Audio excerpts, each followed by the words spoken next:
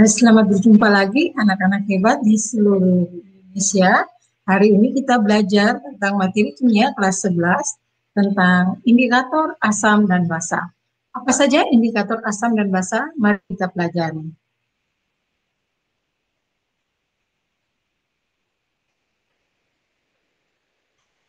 Macam-macam indikator asam dan basa. Yang pertama indikator alami dan yang kedua adalah indikator sintetis. Contoh indikator alami adalah yang pertama contohnya kunyit. Dalam asam berwarna kuning, dalam basa berwarna jingga. Yang kedua bunga sepatu, dalam asam berwarna merah, dalam basa berwarna kuning. Yang ketiga pacar air, dalam asam berwarna merah, dalam basa berwarna kuning. Yang keempat bunga nusa indah, dalam asam berwarna merah, dalam basa berwarna kuning. Yang kelima kubis ungu, dalam asam berwarna merah muda, dalam basa berwarna hijau kebiruan. Yang keenam umbibit, dalam asam berwarna biru, dalam basa berwarna merah. Yang ketujuh bunga bougainville, dalam asam berwarna ungu, dalam basa berwarna kuning. Yang kedelapan bunga mawar merah, dalam asam berwarna merah muda, dalam basa berwarna hijau. Kesembilan bunga kana, dalam asam berwarna merah, dalam basa berwarna kuning. Yang kesepuluh kulit manggis, dalam asam berwarna coklat kemerahan, dalam basa berwarna biru kehitaman. Kemudian yang ke-11 bunga anggrek, dalam asam berwarna merah muda, dalam basa berwarna hijau kemerahan. 12 bunga kamboja, dalam asam berwarna coklat muda dan dalam basa berwarna coklat tua. Contoh indikator sintetis yang pertama larutan, yaitu yang biasa digunakan adalah fenolftalen atau disingkat PP dengan trayek pH 8,3 sampai 10 dengan warna yang dihasilkan tidak berwarna sampai merah muda. Kemudian bromtimol biru atau BTB trayek pH-nya 6,0 sampai 7,6 dan warna yang dihasilkan adalah di bawah 6 berwarna kuning, di atas 7,6 berwarna biru. Metil merah, trayek pH-nya 4,4 sampai 6,2, di mana di bawah pH 4,4 berwarna merah, di atas 6,2 berwarna kuning. Kemudian metil jingga, trayek pH-nya 3,1 sampai 4,4, di mana di bawah 3,1 berwarna merah, di atas 4,4 berwarna kuning. Yang kelima bromkresol hijau, trayek pH-nya 3,8 sampai 5,4, di mana di bawah 3,8 berwarna kuning, di atas 5,4 berwarna biru. Bromkresol ungu, trayek pH-nya 6,2 sampai 6,8, di mana di bawah 6,2 berwarna kuning, di atas 6,8 berwarna ungu. Kemudian alisarin kuning, 10,1 sampai 12, di mana di bawah 10,1 berwarna kuning dan di atas 12 berwarna merah. Selain itu, contoh indikator sintetis lainnya adalah lakmus. Lakmus ini adalah lakmus merah dan lakmus biru. Dalam asam, lakmus merah tetap merah, lakmus biru jadi merah. Di dalam basa, lakmus merah menjadi biru, lakmus biru tetap biru. Kalau larutannya bersifat netral, berarti tidak asam, tidak basa, maka lakmus merah tetap merah, lakmus biru tetap biru. Yang berikutnya contoh indikator sintetis atau buatan adalah indikator universal ini. Ya, indikator universal berupa kertas ini. Nanti ada rentang pH-nya 0 sampai 7 dan 7 sampai 14. Nanti perubahannya yang terjadi jika dimasukkan atau dicelupkan ke dalam larutan asam, basa, atau netral, nanti kita bisa mengetahui berapa pH-nya. Di bawah 7 itu pH-nya asam, di atas 7 pH basa. Contoh indikator sintetis atau buatan lainnya adalah menggunakan pH meter. Kalau menggunakan pH meter ini yang digital, gampang sekali, tinggal kita memasukkan alatnya ke dalam larutan, kita sudah bisa mengetahui berapakah pH-nya. Contoh soal, sebanyak 5 jenis larutan diuji dengan kertas lakmus, didapat hasil sebagai berikut. Larutan A, lakmus merah-merah, lakmus biru berwarna merah. Larutan B, lakmus merah jadi biru, lakmus biru tetap biru. Larutan C, lakmus merah berwarna merah, lakmus biru berwarna merah.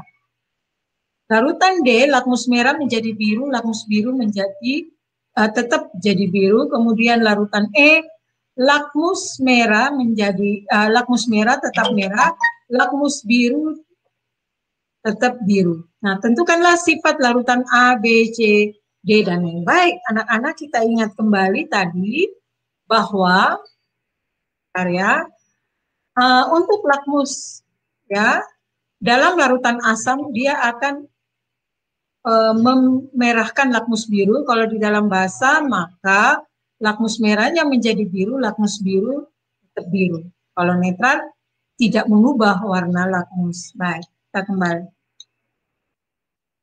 Berarti tentukan sifat larutan A. Larutan A ini lakmus merah tetap merah, lakmus biru menjadi merah, berarti ini adalah asam. B, lakmus merah jadi biru, lakmus biru tetap biru, berarti dia bersifat basa. C, lakmus merah menjadi tetap merah, lakmus biru menjadi merah, berarti larutan asam. D, lakmus merah menjadi biru, lakmus biru tetap biru, berarti D ini adalah larutan bersifat basa. Sedangkan E, lakmus merah menjadi merah, lakmus biru tetap biru, lakmus merah tetap merah, lakmus biru tetap biru, berarti larutannya netral. Ya, jadi A itu bersifat asam, B bersifat basa, C bersifat asam, D bersifat basa, dan E netral. Saya ulangi, A ini bersifat asam, B bersifat basa, C bersifat asam, D bersifat basa, dan E adalah bersifat netral.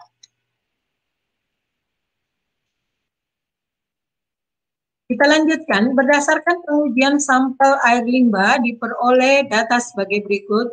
Dengan metil merah, trayek pH-nya 4,2 sampai 6,3 dengan warna merah sampai kuning.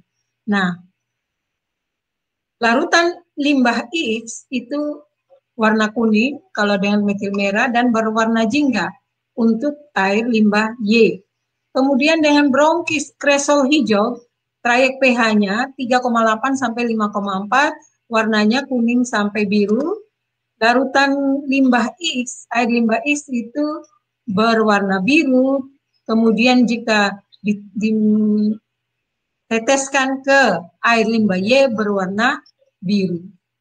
Kemudian fenolftalein itu trayek perubahannya dari 8,13 tak berwarna sampai merah. Air limbah X tak berwarna, tapi air limbah X tak berwarna dan air limbah Y juga tidak berwarna. Tentukanlah pH air limbah X dan Y.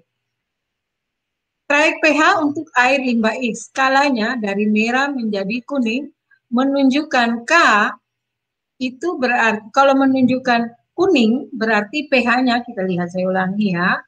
Ini kuning. Kalau kuning berarti ini kan merah sampai kuning. Berarti kalau kuning pH-nya di atas atau sama dengan pH-nya lebih besar atau sama dengan 6,3. Berarti ini kalau dengan metil merah menunjukkan pH lebih besar atau sama dengan 6,3. Kemudian dengan bromkresol hijau itu berwarna biru. Kita lihat kalau biru berarti dia lebih besar atau sama dengan 5,4. Kemudian dengan fenolftalein tidak berwarna.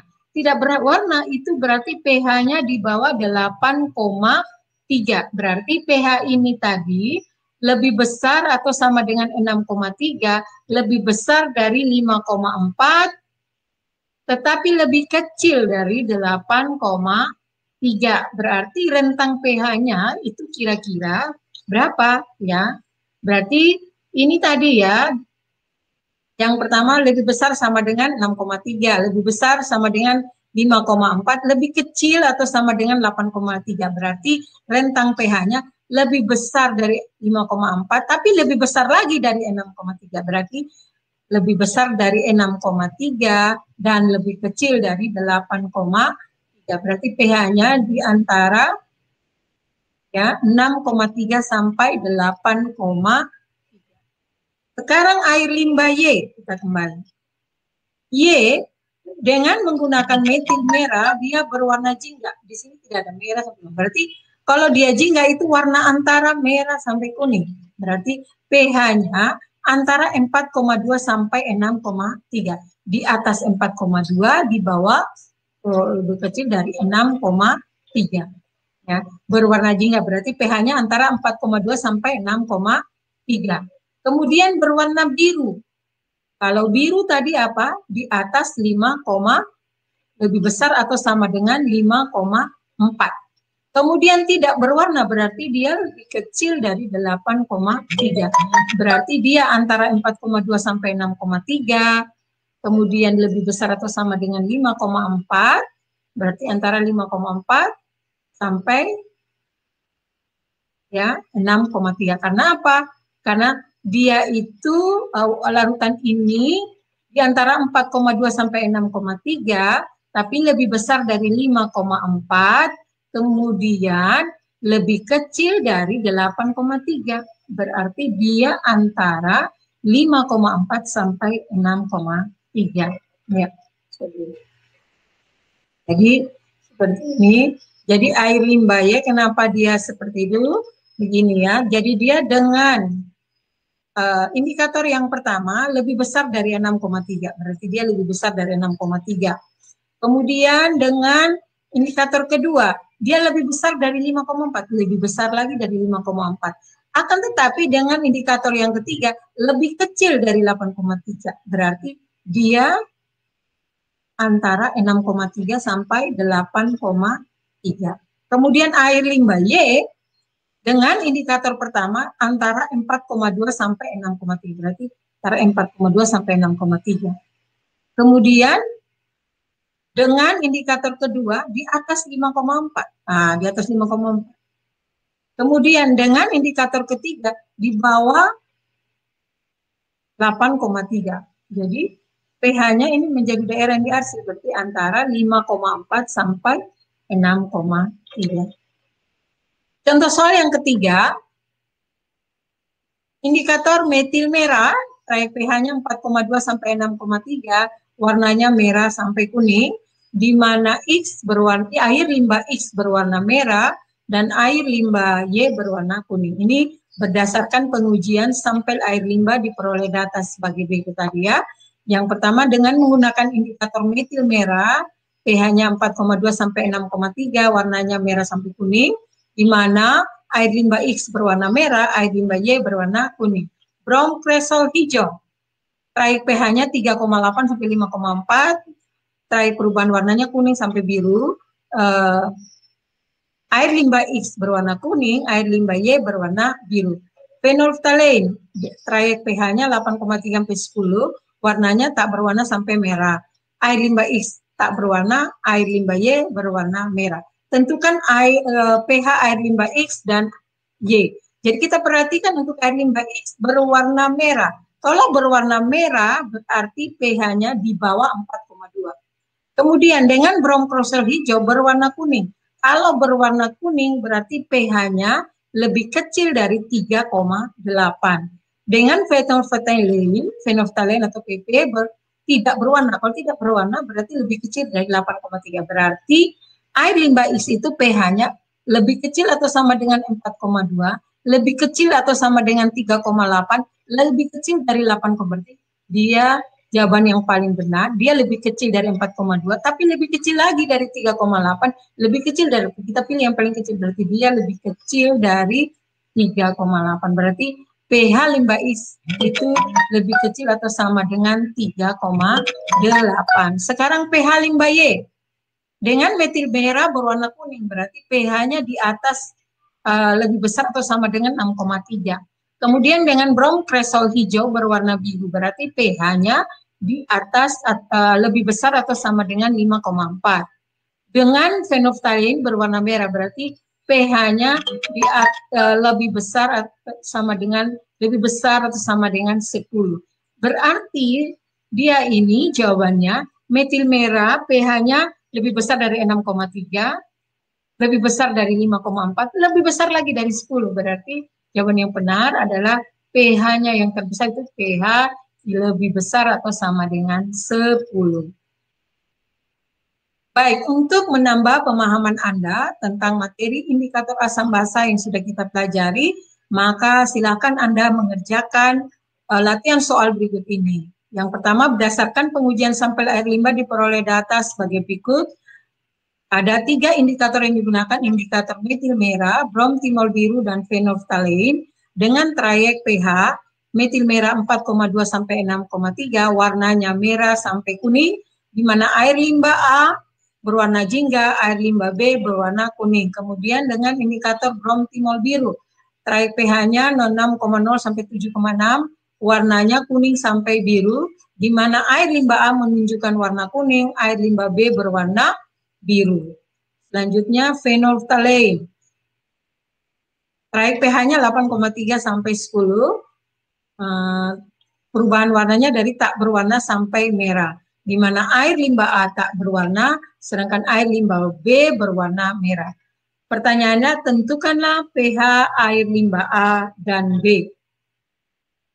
Nomor 2, sebanyak 4 jenis larutan diuji dengan kertas lakmus, didapat hasil sebagai berikut. Larutan A, lakmus merah menjadi merah, lakmus biru tetap biru. Larutan B, lakmus merah berwarna merah, lakmus biru berwarna merah.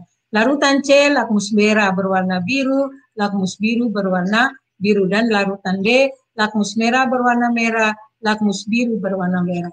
Tentukanlah sifat larutan A, B, C, dan D. Terima kasih Anda sudah mengikuti pembelajaran kita hari ini. Semoga bermanfaat. Tetap menjaga kesehatan. Sampai jumpa pada materi yang lain.